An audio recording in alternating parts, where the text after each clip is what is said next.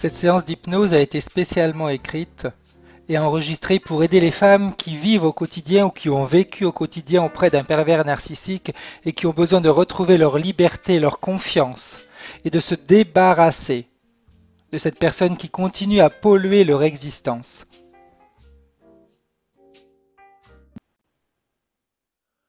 Je vous invite à vous installer confortablement et à fermer les yeux. Vous savez, un peu comme lors des longues journées d'été, lorsqu'il fait chaud et que nous cherchons un coin au frais pour nous reposer. Peut-être sous un olivier, un palmier ou un peuplier, c'est vous qui voyez. Ces moments qui permettent de se ressourcer et de s'isoler. Un moment pour se détacher du présent et même pouvoir s'imaginer que l'on peut marcher dans les airs sans même avoir besoin de s'envoler. Comme si une partie de vous restait ici et l'autre partie part voyager. Se dédoubler pour mieux se retrouver. Le bas du corps dans le présent et la tête dans les nuages. Quelle partie de votre corps atteindra en premier l'endroit où vous vous êtes allongé? Un moment privilégié où vous pouvez regarder le film de votre vie au travers d'une caméra éteinte. Être dans le noir en ayant allumé le projecteur. Un film qui vous est inconnu et pourtant que vous connaissez. Enfin retrouver des parties de vous qui s'étaient éparpillées au fil des années. Des parties de vous qui ont tellement de choses à vous raconter. Comme un roman que vous lisez. Vous êtes l'héroïne de ce roman sans vraiment l'avoir décidé. Car l'auteur avait oublié de vous en parler. Un peu comme si en regardant dans des jumelles, vous voyez votre passé alors que vous êtes dans votre présent. Une manière de rencontrer les parties de vous qui ont besoin de communiquer. Elles peuvent vous parler, même si on leur a interdit de se taire. Il est donc possible de rendre le possible possible et l'impossible impossible. Les rails qui se séparent pour rester connectés peuvent faire dérailler les pensées même si le train est décidé de les emmener à destination. Ce n'est pas tant le chemin le plus court qui dure le plus long qui est important, mais le nombre de pensées qui atteignent leur objectif. Un bouquet de fleurs parfumées est beaucoup plus agréable qu'un rosier qui a décidé de s'enivrer. L'inconscient démêle ce qui est resté mêlé pour mieux déchiffrer l'indéchiffrable qui va pouvoir nous aider. Mais je préfère ne pas trop en raconter au cas où votre conscient décide de se mettre de côté pour mieux être présent et permettre à votre inconscient de se jeter dans la mêlée en suivant le fil de votre intuition.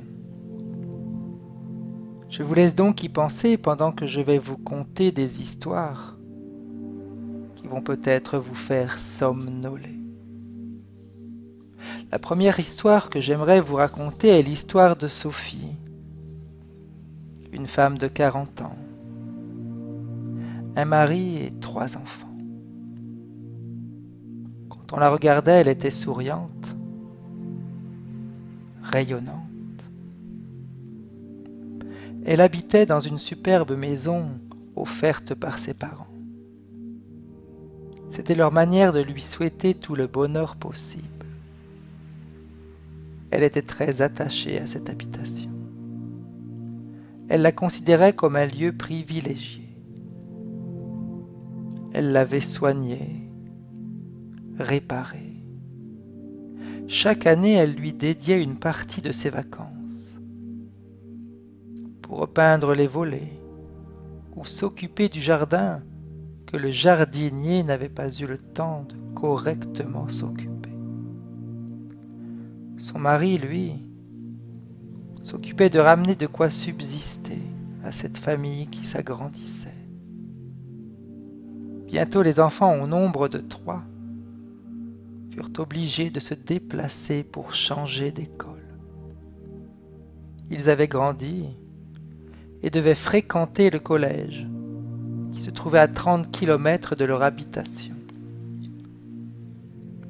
Bientôt le seul travail de Philippe, le mari de Sophie, ne suffit plus à combler le besoin de sa famille.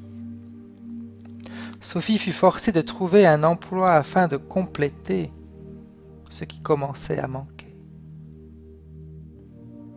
Pouvoir payer le collège, les nouveaux vêtements, les livres et tout ce dont avaient besoin ses enfants. Un travail qui se trouvait dans la ville d'à côté. Pendant plusieurs années, elle se força à aller travailler.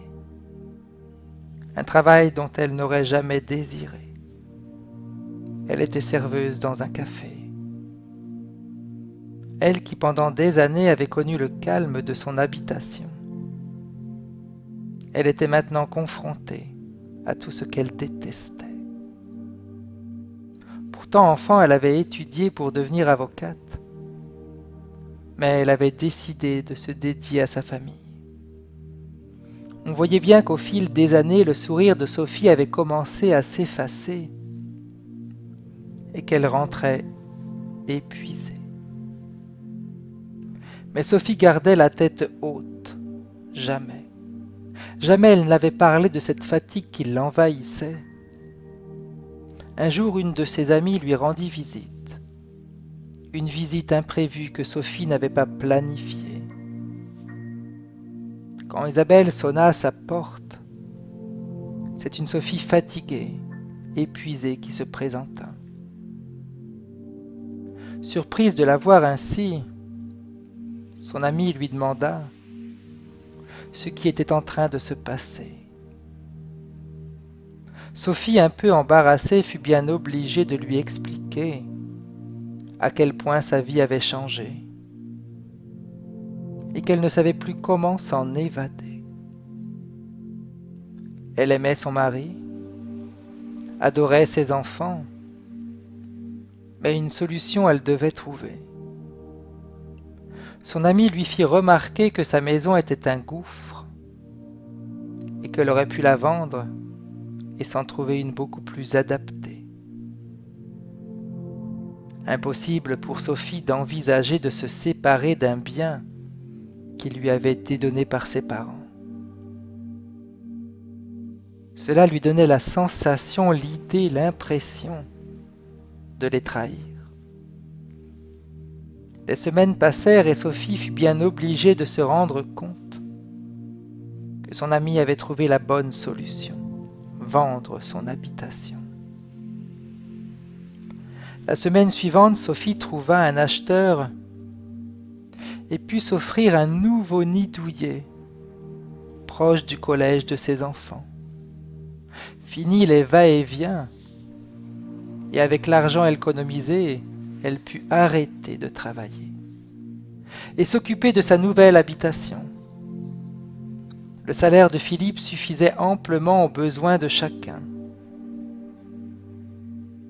Si vous saviez le nombre de personnes qui refusent de se détacher d'une situation par respect ou par peur de blesser ou de se tromper, alors qu'il leur suffirait de rencontrer l'ami de Sophie pour se rendre compte que la solution à leurs difficultés est déjà à leur portée. Et vous, êtes-vous prête à rencontrer l'ami de Sophie afin qu'elle puisse vous aider? J'aimerais vous parler d'un constructeur de maisons. Dans la ville où il habitait, tout se faisait à l'envers. Ce qui fait que ce qui aurait été fou pour certains était logique pour eux. Tout simplement car ils avaient grandi ainsi. On commençait par le dessert pour finir par l'entrée. On se séchait pour aller se baigner. Le soleil se levait pour aller se coucher. Certes pour nous, tout ça semble bien compliqué, mais quand on vous l'a enseigné depuis tout petit, cela fait partie de votre manière d'agir. Vous l'avez intégré, enregistré. Ce constructeur avait grandi dans une famille où lorsque le père parlait, tout le monde se taisait. Il fallait l'écouter et surtout, interdiction de broncher. Toute sa jeunesse avait été bercée par cette idée qu'il lui était interdit de penser et de décider. Johann, c'est ainsi qu'il s'appelait. Adulte, il était devenu constructeur de maisons. Il travaillait sur les chantiers et on lui avait enseigné que pour fabriquer une maison, il est important de commencer par le toit et de finir par les fondations. C'est très compliqué comme vous pouvez bien vous l'imaginer. Mais habitué à respecter les idées de ceux qui semblaient en savoir plus que lui, il avait appris ainsi. Il aurait bien aimé pouvoir essayer de faire autrement, mais son éducation lui interdisait de mettre en discussion ce qu'un soi-disant expert lui avait montré. Pendant des années, Johann s'était contenté de respecter et de suivre les idées des autres. De toute façon, ils en savaient certainement beaucoup plus que lui. Son père le lui avait dit assez souvent d'arrêter de vouloir se rebeller, car il savait comment le mater. À l'âge de 26 ans, il eut l'idée de profiter de ses vacances pour s'éloigner et aller visiter d'autres pays qu'il avait vus à la télé et l'avaient fasciné. Quelle surprise lors de son voyage, en découvrant que les gens n'avaient pas tous la même manière de fonctionner ou de penser. Par exemple, pour construire une maison, il commençait par les fondations et finissait par la toiture, ce qui rendait en réalité le travail plus facile et rapide. Dans la famille où il était logé, chacun avait le droit d'exprimer ses propres idées, et elles étaient respectées. Pour la première fois de sa vie, Johann comprit qu'il y avait 1000 manières de fonctionner, de penser, et que chacun avait le droit de s'exprimer et surtout de se respecter. C'est ainsi qu'il décida de s'écouter et d'apprendre à se respecter et s'aimer. Au retour de ses vacances, il décida de quitter le pays dans lequel il était né. Il avait besoin de liberté, d'amour, de respect, et surtout avoir le droit de s'exprimer afin d'être lui-même. Il lui fallut quelques semaines pour se retrouver et comprendre qui il était vraiment. Mais au fond de lui, depuis des années, il savait qu'un jour ou l'autre, il se serait évadé. Ce voyage lui avait permis de dépasser ses peurs. Depuis ce jour, sa vie est remplie de joie, d'amour, de paix. Johann aujourd'hui enseigne aux gens l'importance de se respecter et de se faire respecter. L'importance de s'aimer pour être aimé. l'importance de s'écouter pour être écouté. Et vous, que diriez-vous de prendre conscience de la force que vous avez et qu'il est temps de vous échapper afin de vous retrouver et d'avancer, qu'il est temps de renforcer votre fondation car vous méritez d'être respecté. C'est l'histoire du monde des aigles, vous savez, mais en particulier celui d'un couple. Le couple dont j'aimerais vous parler avait installé depuis bien longtemps une manière de communiquer qui aurait découragé beaucoup d'humains.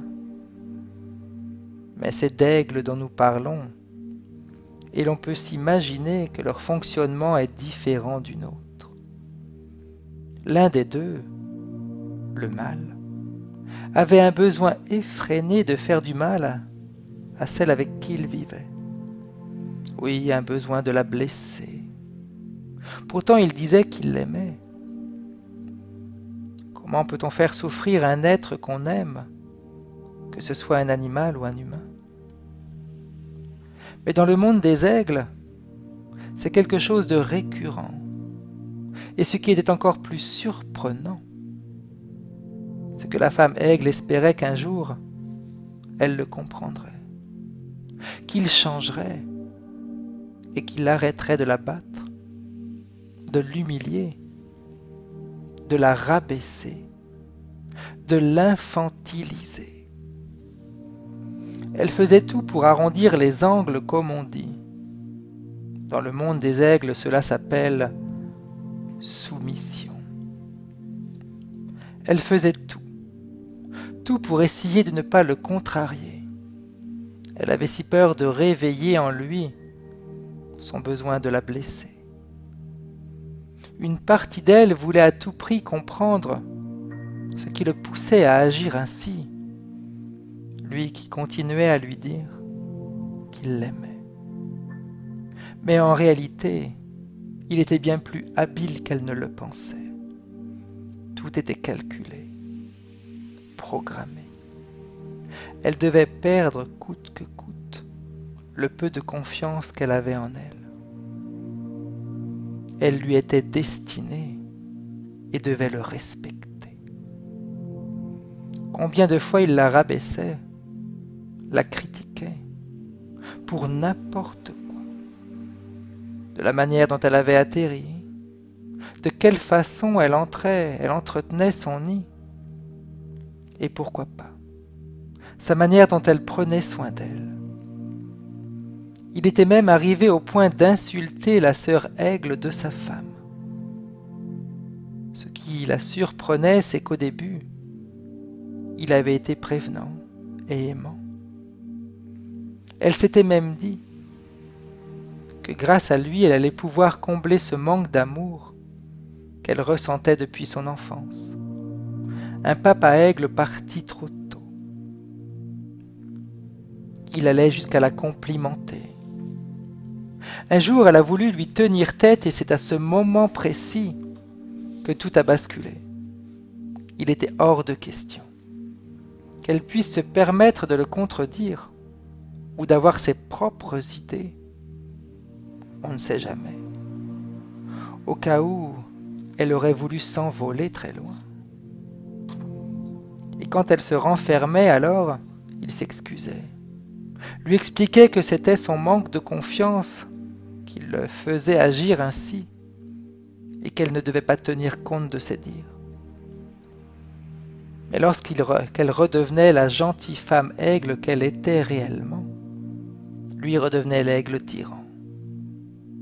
Cela durait depuis plus de 10 ans, 10 longues années à se faire torturer. Mais un jour, sa fille aigle, oui, car ils avaient un enfant aigle, dit à sa mère, « Maman, je suis triste de te voir ainsi. Je t'aime tellement. Mais comment fais-tu pour supporter tant de colère, de haine? Il m'arrive même, tu sais, de détester cette partie de toi qui refuse de réagir, d'agir. Tu veux que je grandisse avec comme exemple une mère qui accepte tout de son compagnon. Que je grandisse avec dans mon esprit qu'une femme doit se soumettre au bon vouloir de son mari.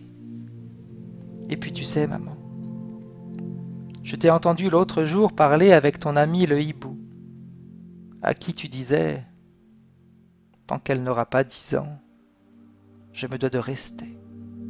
Elle a besoin de son père. Mais moi j'ai besoin de sérénité, maman, de te voir heureuse pour pouvoir me construire.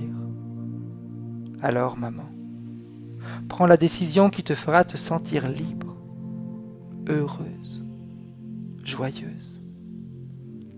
Il est inutile de vous raconter la suite de l'histoire de cette famille Aigle. Vous pensez bien que les nuits qui suivirent cette conversation, la maman Aigle eut tout le temps pour réfléchir, se rendre compte qu'elle devait se libérer d'un mari Aigle qu'elle aimait, mais qui la détruisait. La semaine d'après, elle décida de se séparer de cet aigle qui la rabaissait et partit avec sa fille habiter chez ses parents en attendant de se trouver un nid douillet pour elles deux. Sa fille lui avait donné le déclic nécessaire pour se libérer d'une situation qui l'aurait tuée. Alors je me demande ce qui ferait que vous aussi, vous allez avoir ce déclic pour vous libérer de votre situation profondément. Vous allez prendre la petite fille que vous avez été dans vos bras et lui montrer qu'elle peut se tranquilliser, car vous avez décidé de vous libérer.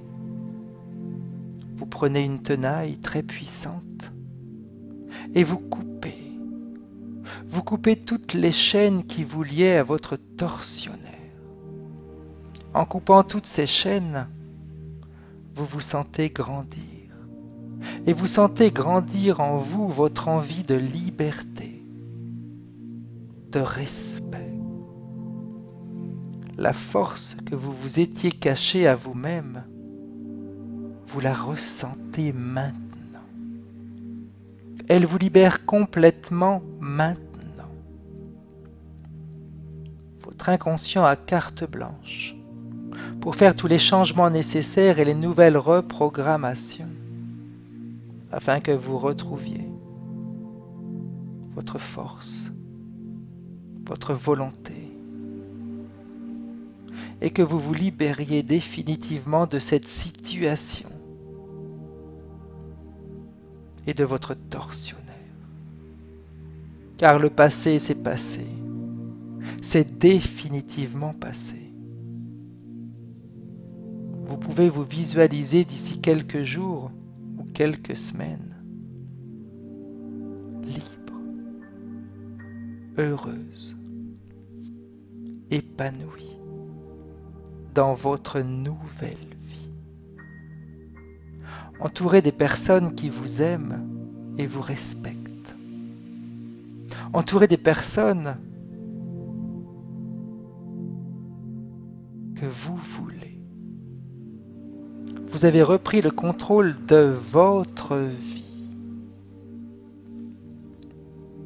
Vous allez sentir tout votre corps se désengourdir petit à petit, à la vitesse que vous voulez, au rythme que vous voulez. Vous allez pouvoir revenir ici et maintenant, dans le présent, en 2018. Et lorsque vous serez prête, uniquement quand vous serez prête, vous pourrez réouvrir les yeux et vous sentir libre, relaxé, ressourcé.